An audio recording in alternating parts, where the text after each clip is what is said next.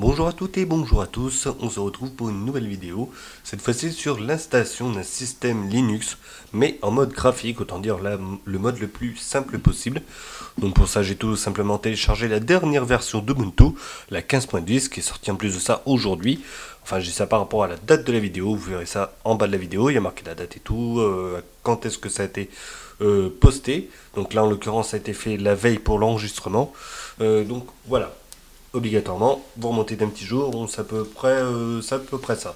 Donc aujourd'hui, donc je dis c'est sorti aujourd'hui par rapport à la date à laquelle je suis en train d'enregistrer, donc mais entre le temps où j'enregistre et puis le temps où je le mets en ligne, bon, il y a très peu de différence. Voilà, donc ça, pour moi, à l'heure actuelle, donc je vous parle, et on est le vendredi 23 octobre, ça vient de sortir. Donc voilà, j'ai téléchargé et tout, et justement, on va en profiter, enfin je vais en profiter pour faire une petite installation directement parce que moi je vais pouvoir le tester après. Donc une petite installation sur VirtualBox. C'est exactement la même chose que si je l'installais tout simplement sur un ordinateur classique. Donc jusque là, pas trop de soucis. Voilà. Alors ce que je vais faire, c'est que je vais tout simplement allumer déjà VirtualBox. Alors je règle un petit peu mon bureau, il met des trous. Voilà. Jusque là, rien de très spécial. Oh, tout va bien. Donc ça, je l'ai testé. Donc j'ai fait un petit peu de place de mon côté. Supprimer tous les fichiers, c'est bon. Ça a été testé. Minino supprimé parce que je l'ai testé aussi. Donc ça, c'est bon. De ce côté-là, Tupi Linux testé et approuvé. Hop, allez, ça c'est fait. Donc là, j'ai un Ubuntu. Donc là, jusque-là, ok, pas de souci. Et je vais donc faire. Non, c'est pas ça. Une nouvelle machine. Donc là, ça va être Ubuntu 15.10, donc ça c'est pour moi évidemment, hein, ça je le fais pour moi. Là-dessus, il n'y a aucun souci. En même temps, vous voyez un petit peu comment ça se passe de ce côté-là. 2048, hein, ça suffira, ça ira très bien. C'est du 64 bits, j'avais mis, c'est bon. Hop, allez. Envoyer, hop. Mais toujours un 0 comme ça, c'est un petit peu aléatoire. Mais de toute façon, la taille du disque dur varie en fonction de ce que l'on met à l'intérieur. Donc ça, il n'y a pas de souci. Donc il ne fait pas 80 Go directement, de toute façon il en fait beaucoup moins. Donc là par contre je vais régler la carte graphique pour que ça puisse accepter le mode Unity. Donc voilà, un petit mode sympathique on va dire, mais qui nécessite quand même on va dire une bonne carte graphique. Voilà. Pour la mienne il n'y a pas de souci, elle fait 1 Go. Donc juste comme ça je vais montrer où est-ce que j'ai installé. Donc sur la deuxième partition du disque dur. Voilà, et si je descends un peu, alors ça n'a pas pris. Voilà. Si je me mets là, donc on voit qu'il y a quelques petites choses ici. Donc Minino Newtix c'est fait, Ubuntu 10 je vais le récupérer. Ça je le garde, c'est pour plus tard. Ça c'est fait. Ok. Voilà, ça fera 4 Go de disponible parce que petit à petit ça réduit quand même. Donc voilà. Donc mon système il est ici. Ubuntu 15.10, je viens de le télécharger, ça tombe bien. Alors, je vais le récupérer. Choisissez un fichier, c'est bon. Ici, hop, le 15.10, 64 bits, 1,2 Go. Ok, envoyé. Donc là, rien de bien compliqué jusqu'à là. Donc là, c'est comme si je venais d'avoir un ordinateur neuf, pour ceux qui veulent l'installer en dur. Et là, je viens de mettre mon CD ou ma clé USB dans l'ordinateur et je démarre dessus. Donc pour ça, démarrer l'ordinateur. Voilà. En écran, plein écran. Et voilà. Donc, voilà comment ça se passait. Ce que je vais faire, c'est que je vais tout simplement expliquer un petit peu les étapes de l'installation. Rien de bien compliqué, évidemment, mais ceci étant, ça nécessitera quand même de voir un petit peu comment ça se passe. Donc là, il démarre directement. Pas de listing ni rien. Là, on voit qu'il est en train de charger directement Ubuntu. Ce sera beaucoup plus lent par contre si on se met sur une clé USB ou sur un disque ou un disque optique. Parce que là, je démarre à partir de mon disque dur. Donc, en l'occurrence, à partir des disques durs, c'est extrêmement rapide pour pouvoir charger les fichiers. Mais sinon, voilà, sachez qu'il faut à peu près 2 à 5 minutes suivant le support pour pouvoir charger le tout. Donc déjà, gain de rapidité, ça c'est clair. Et c'est pareil, pendant que ça va se mettre en place, voilà, au niveau de l'installation, je vais tout simplement arrêter la vidéo et reprendre la vidéo après. Donc là, il nous propose ceci. Jusque-là, rien de bien compliqué. Donc là, il nous propose des langues. Donc moi, je vais prendre en français. Donc là, il propose d'essayer Ubuntu ou d'installer Ubuntu. Voilà. Donc là, en l'occurrence, ce qui nous intéresse, c'est de l'installer.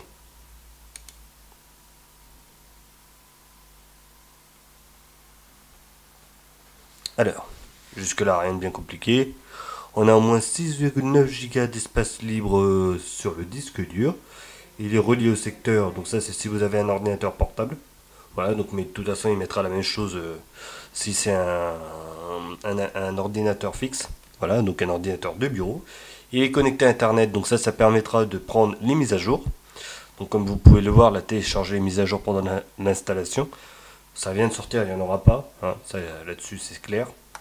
Mais par contre, je vais mettre le module MP3 directement. Voilà. Alors par contre, il va se servir d'internet obligatoirement pour aller récupérer des packs de langue, donc notamment le français, et puis l'installer par la suite. Voilà, donc autant le dire, ça c'est fait. Donc après on fait continuer, donc là rien de très spécial. Si vraiment ça fait un petit moment que c'est sorti la version de Ubuntu et que vous voulez être sûr d'avoir toutes les mises à jour et tout, vous cliquez ici. Sinon de toute façon une fois que vous connecterez à internet, il n'y aura pas de souci, ça se fera. Continuer.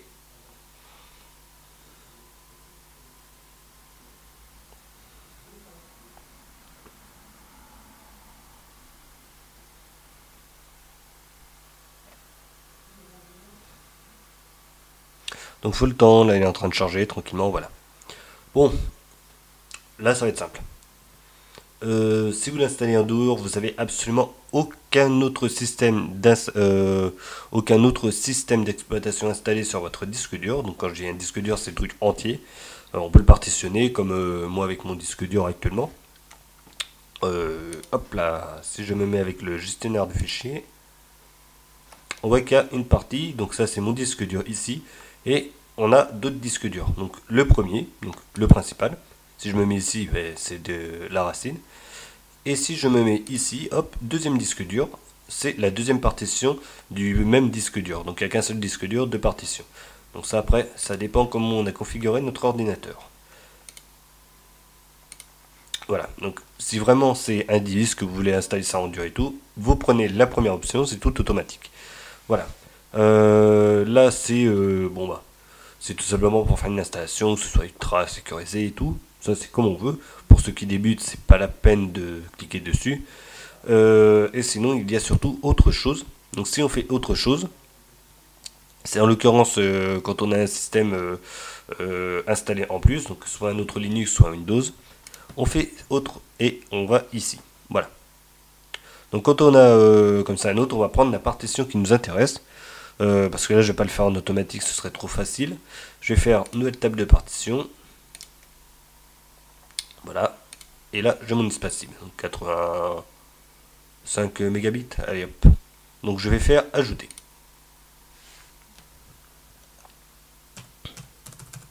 Voilà, 80 Go, jusque là pas de souci. Donc là, toujours en externe 3, il est de toute façon enfin il est de toute façon, je vais y arriver mis par défaut. Donc externe 4, là point de montage. Voilà, ça c'est le boot. Pourquoi? Tout simplement parce que ça s'appelle la racine. Pas de l'arbre, mais la racine du système. Le slash, c'est le point de démarrage. À partir de là, on met slash home, slash user, enfin en fonction de ce qui est installé.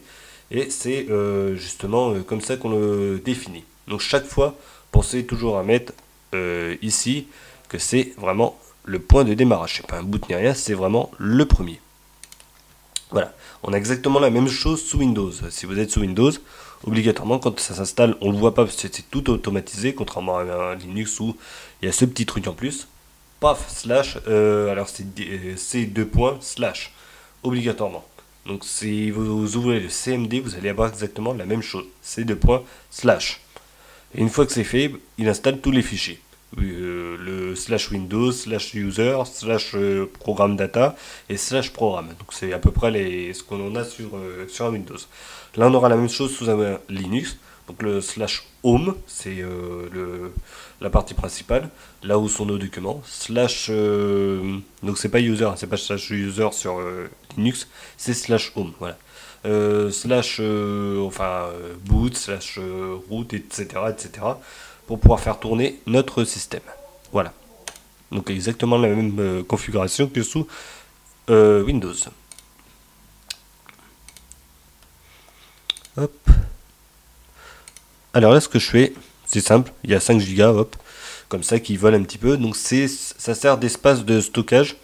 Ils disent espace libre d'échange swap. C'est tout simplement, si vous n'avez pas assez de RAM, voilà, ça part directement en swap.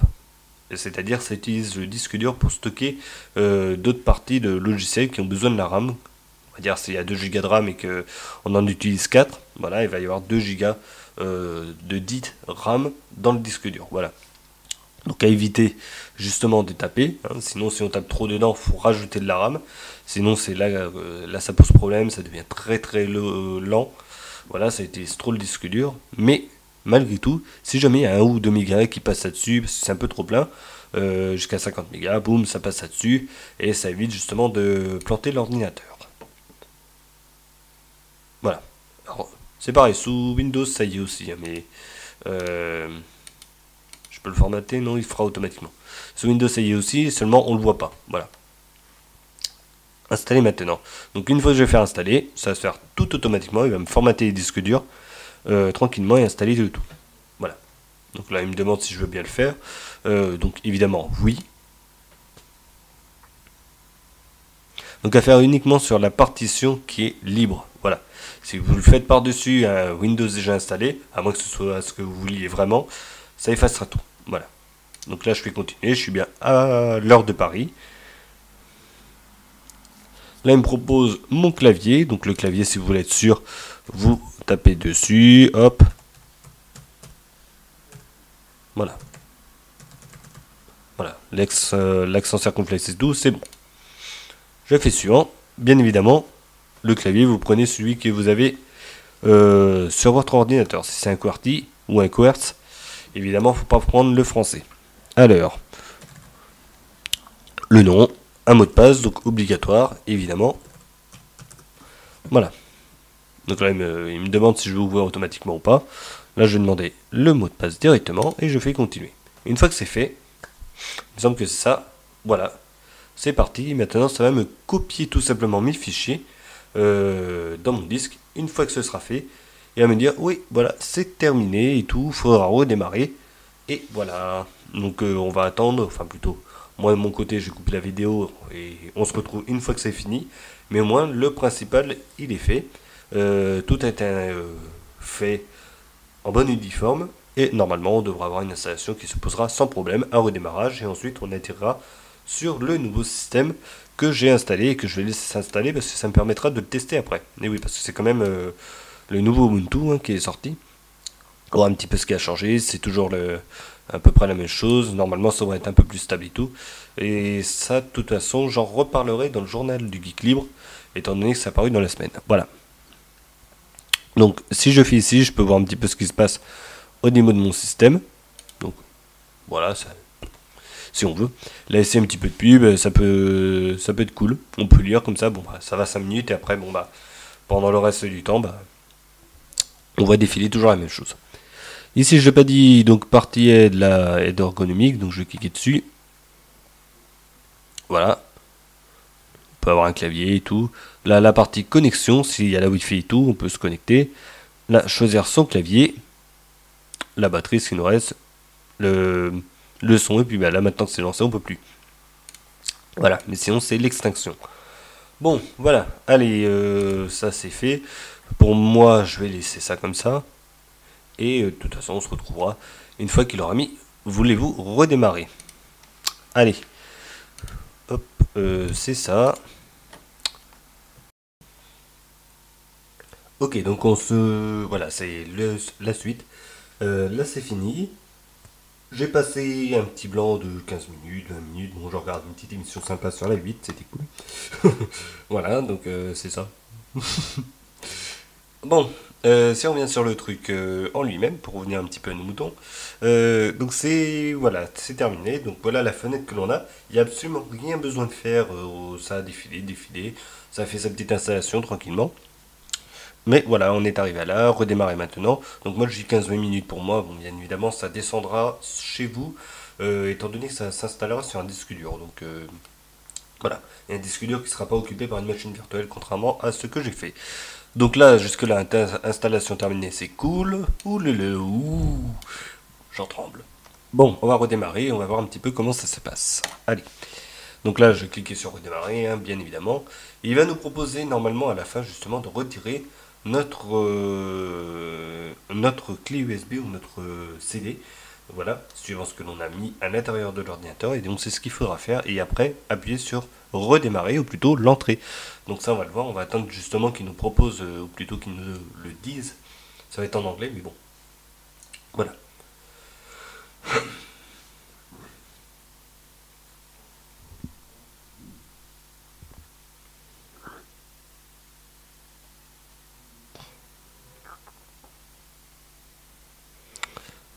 Et oui, et oui. Alors.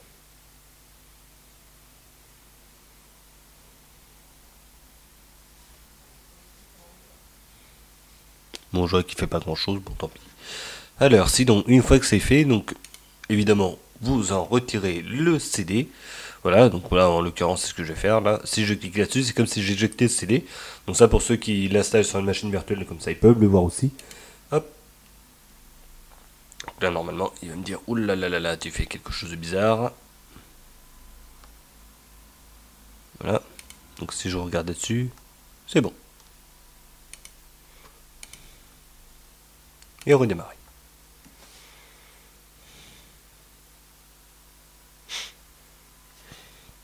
Donc là, c'est comme s'il avait redémarré normalement. Hein. On oublie le petit bug qu'il y a eu avec ma machine virtuelle. Bon, c'est pas un problème. Voilà, donc mais normalement on redémarre. Une fois qu'il dit faut enlever le média, donc on enlève soit le DVD, soit la clé USB ou tout simplement on enlève comment ça s'appelle le média à l'intérieur de la machine virtuelle comme on vient de le voir. Voilà, on va attendre tout simplement qu'il affiche la page login.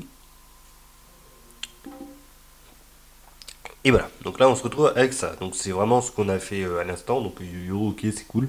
C'est ce que j'avais justement écrit. Donc là je vais mettre mon mot de passe et je vais pouvoir me loguer avec entrée. Hop, envoyer.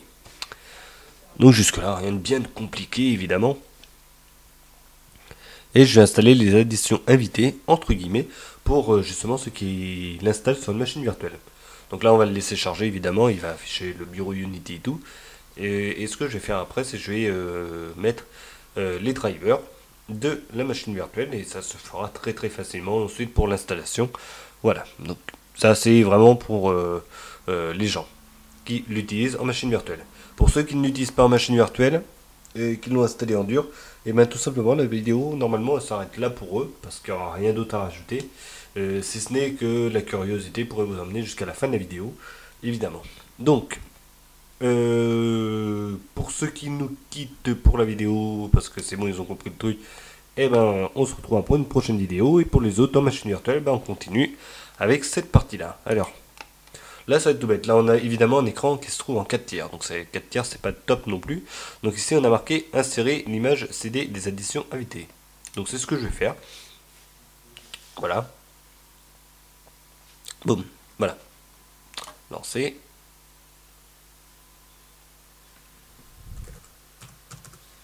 Vous mettez votre mot de passe. Et c'est parti mon kiki, on envoie.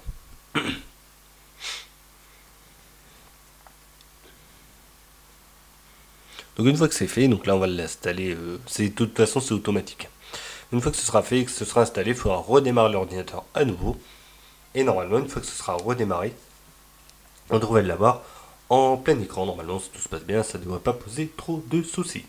Voilà, et en même temps, je touche pas au menu ni rien, j'ai pas envie d'avancer un peu plus sur la vidéo et sur justement les nouveaux Ubuntu. On voit juste que ça n'a pas changé de design déjà au niveau de la charte graphique. Voilà, toujours les boutons à gauche, le global menu en haut sur la barre des tâches et tout. Donc on verra ça par la suite avec une prochaine vidéo de toute façon où je présenterai un petit peu le nouveau Ubuntu, le 10, le 15.10. Voilà. Je vais attendre qu'il ait fini. Après, ben, normalement, ça devrait être un petit peu similaire au 15.04. Hein, il ne doit pas y avoir énormément de changements. Mais je vais en profiter pour les un petit peu les changements et attaquer un petit peu la vidéo avec ce qu'il y a réellement bouger. Ce serait quand même plus intéressant plutôt que de rester sur ses acquis ou les acquis d'Ubuntu. Bon allez, accélère un petit peu. J'ai pas que ça à faire moi.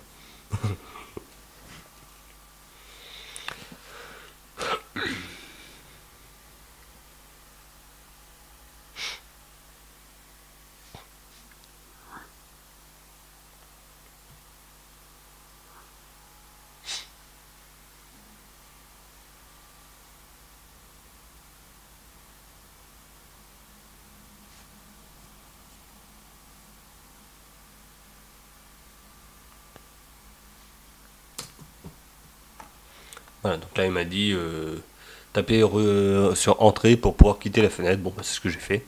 Là maintenant, ce que je vais faire, c'est que je vais tout simplement éjecter mon CD. Hop.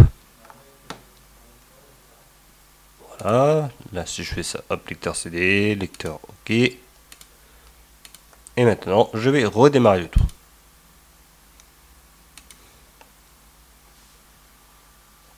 Voilà, maintenant on va le laisser redémarrer si tout se passe bien.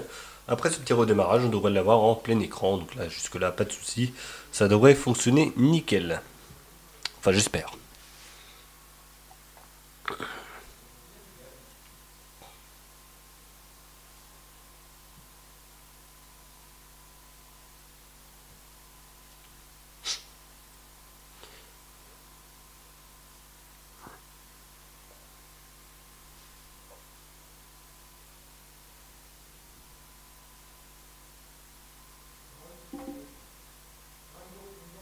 Et voilà.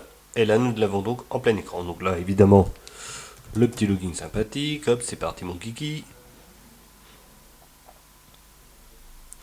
Alors, comme on l'a vu, il y avait des petites mises à jour à faire. Il faudra les faire, évidemment, pour l'avoir totalement à jour. C'est deux, trois petits trucs qui sont à voir et à vérifier. Donc voilà, c'est pas grand chose. Voilà, c'est fait, c'est chargé. Bon, jusque-là, rien de bien embêtant. Voilà, si ce n'est que bah, on a fait une petite installation. Au moins là, c'est fait, c'est clair, c'est terminé. Voilà, il n'y a rien d'autre à dire. Donc là, ce que je vais faire, c'est que bah, je vais laisser tout simplement afficher les mises à jour. Voilà, ou plutôt aller chercher directement.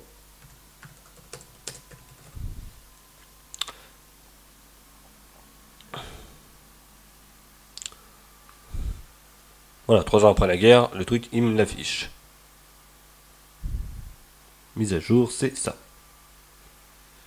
Mise à jour de l'album, on a mettre Pokora en photo. Ça, c'est bien ça. Ça, c'est cool.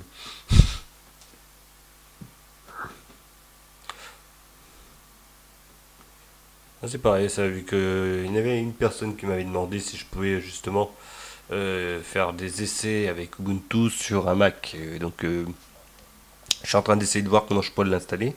J'ai essayé avec un DVD, ça n'a pas marché, donc je vais essayer avec une clé USB. La dernière fois, j'ai essayé de faire un truc avec la clé USB, c'était un petit peu foutu au niveau de l'affaire, donc je vais voir ça si ça fonctionne ou pas par la suite. Et puis si j'arrive à le faire fonctionner sur mon Mac, ce qui m'intéresse vraiment, ce serait cool. Parce qu'en plus de ça, par rapport à Windows, j'aurais vraiment accès au trackpad et tout, comme ça veut fonctionner en multitouche et tout, ce serait super super super. Voilà. Le clavier rétro-éclairé, enfin tout le bonheur de Mac, voilà. Surtout que ma machine est très vieille, d'ailleurs. 2008, ça commence à dater. Bon, lui, il va en finir avec les mises à jour. De toute façon, donc là, la vidéo, pour le coup, bah, va prendre fin. Je sais pas pourquoi j'attendais, c'est vrai que je réfléchissais, les mises à jour c'est bon, il n'y a pas besoin d'attendre parce que je fais les mises à jour et après je prépare le système pour une prochaine vidéo pour tester tout ça. Voilà. C'est fini pour la vidéo, comme ça vous avez pu voir un petit peu comment on installait le système, que ce soit sur le monde du PC, installation dure, boom, direct, on installe sur le disque dur, avec les petits éléments qui sont quand même assez simples, mais bon voilà, c'est toujours cool de savoir comment on installe et aussi comment on l'installe sur une machine virtuelle. Voilà. Donc bon, moi vous avez vu comment on faisait les mises à jour vite fait, et surtout comment on installe aussi les additions invitées de VirtualBox au final. Donc voilà, que du bénéf là-dessus, je pense. Donc j'espère que c'était bon pour vous au niveau de l'explication. Voilà, j'espère que c'était assez clair. De mon côté, la vidéo elle va s'arrêter. Lui, il fait ses mises à jour. De toute façon, j'arrête le système après. Parce que voilà, j'aurai des choses à voir avant. Donc voilà. Allez, c'est fini pour la vidéo. On se retrouvera pour une prochaine vidéo. Pas pour l'installation ou des choses comme ça, mais c'était un petit tutoriel sympathique. Voilà. Et on se retrouvera pour une prochaine vidéo. En attendant, surtout, bonne journée, bonne soirée, peu importe à l'heure où vous me regardez. Et je vous souhaite voilà, une bonne continuation. Portez-vous bien et surtout à bientôt pour une prochaine vidéo. Normalement, demain ou après-demain avec le journal du Geek Libre. Voilà, allez, à bientôt.